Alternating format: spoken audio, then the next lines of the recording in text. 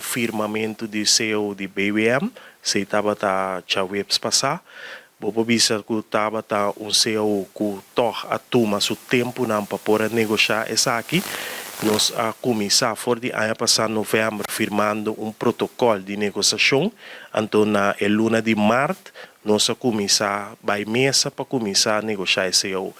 Ela toma seu tempo, não estava tão CEO fácil, mas tampouco difícil, mas nós podemos assim que ao final nós a logra a melhorança na paco etradona e com a hora que etradona de BWM tem CEO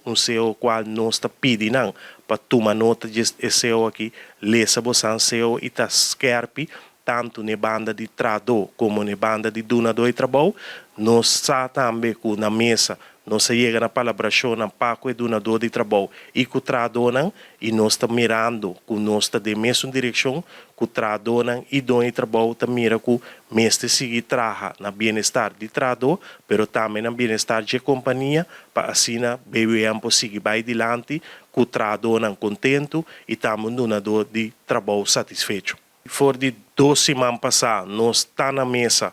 com o Gargel, nós também ainda 3 lunas passadas afirma acordo de negociação e nós estamos 2 semanas passadas, me pobisabo sim que ayer à tarde nós chega num arreglo na mesa para que CEO e ayer à tarde mês para 6 horas da tarde nós temos reunião general com toda a tradona aqui caminha com nós apresentar esse CEO de forma conceito e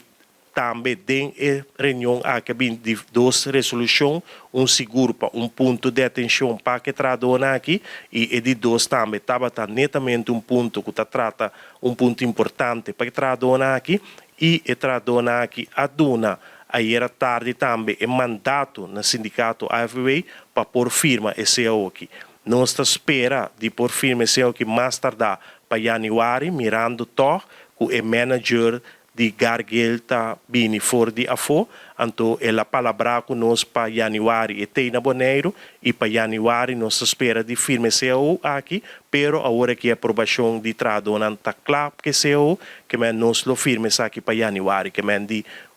Gargel também su tradona porta contento com o CEO novo.